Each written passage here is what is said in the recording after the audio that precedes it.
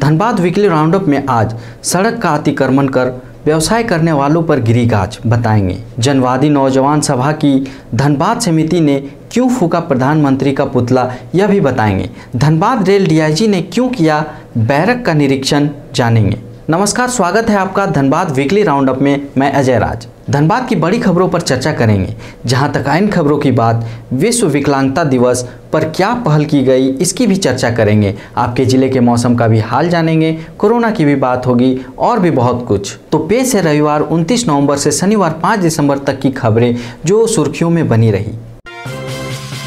सड़क का अतिक्रमण कर व्यवसाय करने वाले दुकानदारों को जिला प्रशासन ने दिया सख्त आदेश। धनबाद की Hirapur Hatia police line, court road समेत कई जगहों पर रविवार को जिला प्रशासन द्वारा सड़क का अतिक्रमण अभियान चलाया गया। प्रशासन का कहना है कि सड़क का अतिक्रमण होने से पार्किंग की समस्या आती है, अनावश्यक ट्रैफिक जाम लगता था, जिससे लोगों को काफ़ी समस्याओं का सामना करना पड़ता था। साथ ही उन्होंने यह भी बताया कि दुकानदारों को इस आदेश का आगे भी पालन करते रहना होगा और यह अभियान लगातार चलेगा। आपने देखा होगा कि जो भी सड़क के किनारे दुकानें हैं, उन लोगों ने अपना एक्सटेंशन हमारे रोड तक ले आया, जिसके चलते हम लोग को गाड़ियों को रखने में, आवाजाही में काफ़ी दिक्कतें होती है। 3 दिन पहले से अनाउंस किया जा रहा था कि आप अपने जो भी एरिया उसी पे अपनी दुकान करें, उसके आगे जो आपने स्पेस बढ़ाया उसको हटा लें। कई दुकानदारों ने उस चीज़ का अनुपालन किया, मैक्सिमम लोगों ने हटा लिया, पर कुछ दुकानदार अभी भी ऐसे थे जिन्होंने इस आदेश को भी नहीं माना। उसी चीज़ के मद्देनजर आज हम लोग सब एएसपी सर के साथ, पूरी टीम के साथ हम लोग निकले हैं। हम लोग कहना है कि आपकी दुकान है, अपनी दुकान में लगाओ, लेकिन आप दुकान से आगे बढ़ा के आप हमारा अतिक्रमण ना करें, जिससे कि गाड़ियों का आवाजाही में, पार्किंग में गाड़ियों को असुविधा ना हो। उसी के मद्देनजर अभी आपने देखा होगा ये सारी कार्रवाई कर रहे हैं हम लोग। तो अभी हर बाजार हाट में हम लोग इस तरह करेंगे कि लोगों ने जबरदस्ती अपनी दुकान के आगे बढ़ा लिया है सड़क को अतिक्रमण। ये अभियान लगातार जारी रहेगा और हर ऐसे जगहों पे होगी जहाँ पे दुकानदारों ने अपनी दुकान जिसको आवंटित किया गया उससे बढ़ा के लोगों ने रोड को जाम कर। किसान आंदोलन का साथ देते हुए भारत की जनवादी नौजवान सभा की धनबाद समिति ने सरकार को विरोध करते हुए रणधीर वर्मा चौक पर गुरुवार को प्रधानमंत्री का पुतला फूका। भारत की जनवादी नौजवान सभा अर्थात डीवाईएफआई धनबाद जिला कमेटी इस सरकार की, नरेंद्र मोदी की आज हम लोग जो है पुतला दहन किए और किसान के समर्थन में हम लोग आज उनके लिए यहाँ पे हम लोग इकट्ठा हुए। धनबाद रेल डीआईजी शैलेंद्र कुमार सिन्हा बुधवार को धनबाद पहुंचे और अधिकारियों के साथ बैठक कर पुराने लंबित कांडों की समीक्षा की। इस दरमियान उन्होंने बैरक का भी निरीक्षण किया। निरीक्षण करते वक्त उन्होंने बताया कि धनबाद रेल डिवीजन क्षेत्र काफ़ी बड़ा है, ऐसे में अपराध नियंत्रण को लेकर जीआरपी की जिम्मेवारी बड़ी हो जाती है। एक तो था जानकारी प्राप्त करना, क्योंकि पुलिस अधीक्षक रेल अभी काफ़ी दिनों से नहीं है, पति वो खाली है। और दूसरा जो पुराने केसेस हैं धनबाद रेल में लंबित हैं, उनकी समीक्षा करने के उद्देश्य से मैं यहाँ आया था। तो जवानों की समस्या है, बैरक की जो समस्या है वो रेलवे विभाग से जुड़ा है। और जैसा कि मैंने पुलिस उपाधीक्षक से बात किया तो बताया कि अभी नए डीआरएम साहब आए हैं, तो इन्हें निर्देश दिया गया और कर्मियों को भी बताया गया कि एक बार वे उनसे जाकर अनुरोध करें ताकि बैरक के निर्माण के संदर्भ में उनके द्वारा कोई कार्रवाई की जा सके। क्योंकि ये संपत्ति रेल की है, तो मरम्मती का कार्य भी जो होगा वो रेल के द्वारा ही किया जाएगा या कराया जाएगा। ईआरओ और सुपरवाइजर को वोटर लिस्ट रिवीजन प्रोग्राम के बारे में विस्तार से जानकारी देने के लिए निर्देशक एनईपी इंदु रानी और उप निर्वाचन पदाधिकारी मृत्युंजय कुमार पांडे ने मंगलवार को तोपचांची और बाघमारा प्रखंड में समीक्षा बैठक की। बैठक में बताया गया कि आने वाले 5 दिसंबर और 6 दिसंबर 2020 को सभी मतदान केंद्रों पर विशेष अभियान चलाया जाएगा। देश के प्रथम राष्ट्रपति डॉक्टर राजेंद्र प्रसाद की 136वीं जयंती राइजिंग चैरिटेबल सोसाइटी ने गुरुवार को शहर के एलसी रोड के राजेंद्र पार्क में मनाई। डॉक्टर राजेंद्र प्रसाद जो हमारे प्रथम राष्ट्रपति और सबसे बड़ी बात है कि हमारे आदर्श पुरुष है, आज उनके जन्मदिन पे चैरिटेबल सोसाइटी जो राजेंद्र पार्क में उन्हें सुसज्जित कर एक माला अर्पण का एक प्रोग्राम रखी है। जो माला अर्पण हम लोग पूरे श्रद्धा से पूरे मन से अर्पण कर रहे हैं। राजेंद्र प्रसाद जी की जो है 136वीं जयंती है और सबसे अच्छी बात यह है कि एक कार्यक्रम यहाँ किया गया जहाँ इस महापुरुष को जो है सम्मान अर्पित किया गया और इस कार्यक्रम के माध्यम से आम जनता तक जो है राजेंद्र प्रसाद जी के बारे में जो है जो लोग नहीं जानते हैं उन तक भी एक बात पहुँची।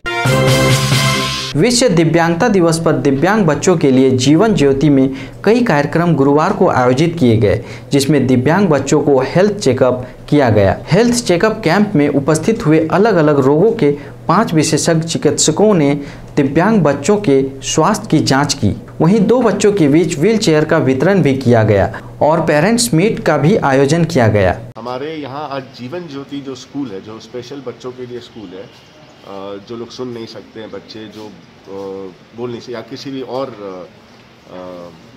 अभाव से ग्रस्त हैं अपने जीवन में, उनका हम लोग यहाँ पे ये जीवन ज्योति स्कूल संस्था में हम लोग उनको एजुकेशन देते हैं, उनको उनकी पढ़ाई कराते हैं।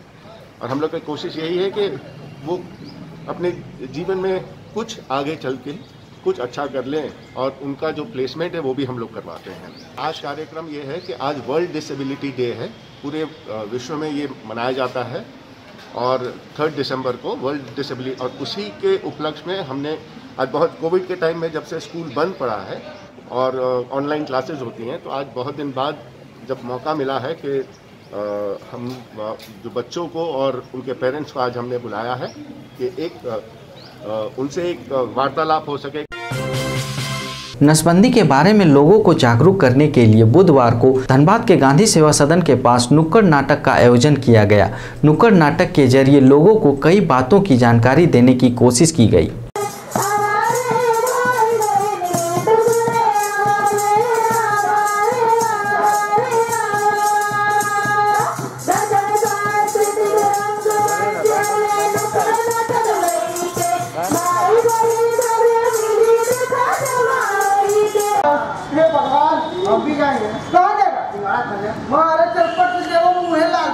आप लोग दोनों जा रहे हैं, कौन जा रहा था? हम लोग नहीं जा रहे कहीं बाबू, हम इधर खड़ी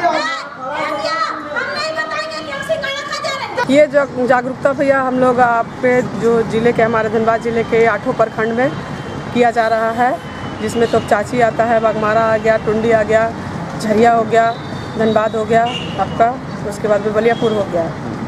तो ये नुक्कड़ नाटक करके क्या लोगों जागरूक होते हैं, लोग जो है अस्पताल तक पहुंच पा रहे हैं? बिल्कुल बिल्कुल सर, हम लोग ये जो जागरूकता कर रहे हैं इससे बहुत से लोग प्रेरित हुए हैं। कुछ लोगों ने हमारा नंबर भी लिया है, कुछ लोगों को हम लोगों ने स्वास्थ्य विभाग के जो पाल बाबू है उनका नंबर दे दिया, उन्होंने कहा था कि दे दीजिएगा, हम लोग उनका सहयोग करने की कोशिश करेंगे और हम लोग उनको बता भी रहे हैं और वो लोग आने का प्रयास भी कर रहे हैं। प्रोफेसर डॉक्टर नरेश कुमार अम्बष्ट भले ही शिक्षक पद से सेवानिवृत्त हो गए हैं, समाज में आगे भी ज्ञान की ज्योति को फैलाते रहेंगे। यह कहते हुए धनबाद सांसद पीएन सिंह ने पीके राय कॉलेज के पीजी डिपार्टमेंट ऑफ फिलॉसफी से रिटायर हुए प्रोफेसर डॉक्टर नरेश कुमार अम्बष्ट को बुधवार को विदाई दी। प्रोफेसर नरेश कुमार अम्बष्ट सेवानिवृत्ति के बाद आज उनका विदाई समारोह है, जिसमें हम समाज के लोग, जनप्रतिनिधि, धनबाद के नागरिक, शिक्षकगण, सभी लोग, छात्र छात्राएं भाग लेंगे। निश्चित रूप से प्रोफेसर नरेश कुमार अम्बष्ट एक अच्छे शिक्षक रहे, विद्वान शिक्षक। इन्होंने कई प्रकार के पुस्तकों का भी लेखन किया है जो ज्ञानवर्धन के लिए है। उनके विदाई समारोह, सेवा से तो निवृत्त हो गए, लेकिन इनका जिंदगी समाज के लिए भी संघर्ष करने का रहा है। जेपी मूवमेंट में भी इनकी अहम भूमिका रही। विश्वविद्यालय को बनाने के लिए लगातार संघर्षशील रहे, शिक्षकों की समस्या के लिए संघर्षशील रहे, विद्यार्थियों के लिए यहाँ पर किस प्रकार से अच्छे पठन पाठन की व्यवस्था हो उसके लिए भी लगातार प्रयास किए। टीचर रिटायर नहीं होता, प्रोफेसर तो मैं हूँ नहीं, मैं टीचर। प्रोफेसर तो बहुत बिरले होते हैं, करोड़ों में एक, जैसे रसल प्रोफेसर हुआ। हाँ, मैं एक टीचर जरूर हूँ और एज ए टीचर मैं कभी रिटायर नहीं, ये मेरा वादा है समाज से। मात्र सर्जन मेरा काम है ना। तक्षशिला विश्वविद्यालय था, तक्ष का मतलब होता है तराशना, और शिला मतलब होता है पहाड़, पत्थर। पत्थर को तराशता कौन है? वो तराशना जानता है। तो शिक्षक का काम है बच्चे को, और या जो भी शिला है उसको एक नए रूप में समाज के सामने पेश करना, ताकि वह जीवन में सफल हो सके। इस कोरोना काल में मधुमेह के प्रति लोगों को सचेत करना बेहद आवश्यक है। इसी उद्देश्य से Jharkhand diabetes and I centre ने रोटरी क्लब ऑफ धनबाद के सहयोग से रविवार को इस रैली के द्वारा लोगों को डायबिटीज के बारे में जागरूक किया गया। झारखंड डायबिटीज आई सेंटर के साथ हम लोग कार रैली कर रहे हैं। 14 नवंबर हम लोग का वर्ल्ड डायबिटिक्स डे है, जो 14 नवंबर दिवाली थी बोल के हम लोग ये काम को थोड़ा पोस्टपोन कर दिए। और सिंस कोरोना है, नॉर्मली हम लोग बच्चों के साथ इसको कम से कम 200-250 बच्चों के साथ हम लोग रैली करते हैं, बट बच्चे अभी बाहर नहीं निकल रहे हैं कोरोना की वजह से। तो हम लोग ने एक आइडिया लिया कि कार रैली के साथ करते हैं, जिसमें हम लोग सोशल डिस्टेंसिंग भी कर सकेंगे और सब सारा जो कोविड का जो नियम है वो हम लोग पालन कर पाएंगे। क्या कुछ मैसेज देना चाहते हैं? मैसेज यही है कि स्वस्थ रहें, डायबिटिक्स पे ध्यान रहें कि उसके क्या खतरे हैं, उसको हम लोग देखते हुए आगे बढ़ें। रैली जो है झारखंड डायबिटिक आई सेंटर जहाँ पे आप खड़े हैं, यहाँ से शुरू होकर के गोविंदपुर में मधुबन होटल तक जाएगी, जो कि रफली 16.5 किलोमीटर के आसपास का जर्नी है। ये एक मैसेज देने के लिए है कि जो आज की तारीख में एक क्रोनिक लाइफस्टाइल डिजीज़ जो है, जीवन शैली की जो बीमारी है जिसको मधुमेह, और उस मधुमेह के कारण बीपी, हार्ट, लकवा ये सब जो होता है, तो इस बीमारी से बचना है। उसके लिए हमें अपनी जीवन शैली चेंज करनी है। तो ये बीमारी होने के बाद ख़त्म नहीं होती, बस इस बीमारी से बचा जा सकता है। तो इसी के बचाव के जो उपाय हैं कि हमें अपना खाना पीना सुधारना चाहिए, रोज़ व्यायाम करना चाहिए, तनाव कम करना चाहिए, योगा इस सब पे योगा रोज़ करना चाहिए, परिवार के साथ समय बिताना चाहिए। तो मैसेज यही है कि अपने आप को स्वस्थ बनाना है। और कोरोना का ये जो पेंडेमिक है, इसमें ये जो सबक है और ज़रूरी हो जाता है, क्योंकि कोरोना में दिखाया कि जिसकी इम्यूनिटी कमज़ोर है वो व्यक्ति को इन्फेक्शन ज़्यादा हो रहा है या उसके कॉम्प्लिकेशन ज़्यादा हो रहे हैं।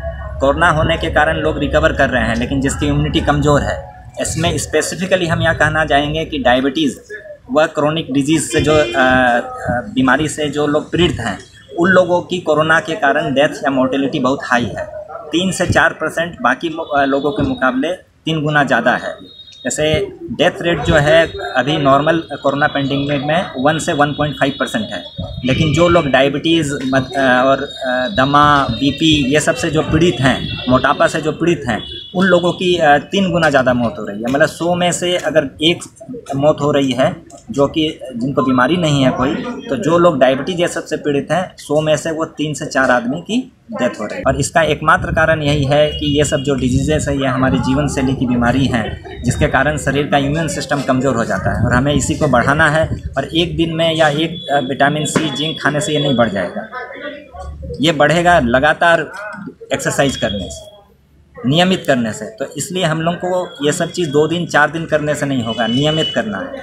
और इस तरह का ये जो बीमारियां हैं ये आती रहेंगी। आपका शरीर कमज़ोर है, वो आपको मतलब आपको वो अफेक्ट करेंगी और आपका जो इम्यून सिस्टम है उससे नहीं लड़ पाएगा, जिसके कारण आपकी कॉम्प्लिकेशंस हो सकते हैं। और डायबिटीज़ में सिर्फ यही नहीं है, डायबिटीज़ और 10 बीमारियों को जन्म देती है, हार्ट की, लकवा की, अंधापन की, पाँव कटने की, हर तरह की बीमारी जो होती है डायबिटिक पेशेंट में 4 गुना 3 गुना ज़्यादा होने का।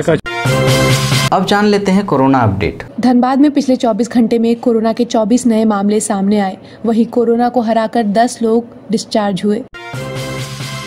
अब जान लेते हैं कि इस हफ्ते धनबाद का मौसम कैसा रहने वाला है। शहर में आज दिन भर धूप छांव का खेल चलता रहा। मौसम विभाग के अनुसार इस पूरे सप्ताह शहर में धीरे धीरे ठंड बढ़ेगी और मौसम में उतार चढ़ाव देखने को मिलेगा। अगले सप्ताह शहर का अधिकतम तापमान 27 से 28 डिग्री तक देखा जाएगा। वहीं न्यूनतम तापमान 12 से 14 डिग्री तक रिकॉर्ड किया जाएगा। आज का अधिकतम तापमान 28 डिग्री सेल्सियस और न्यूनतम तापमान 12 डिग्री सेल्सियस रिकॉर्ड किया गया। आप अपने आसपास की घटनाएं और समस्याओं को हमें व्हाट्सएप कर सकते हैं। हमारा व्हाट्सएप नंबर है 9334210302। तो यह थी धनबाद जिले की खबरें जो इस सप्ताह सुर्खियों में बनी रही। चलते चलते आपको छोड़ दिए जाते हैं कुछ दृश्यों के साथ।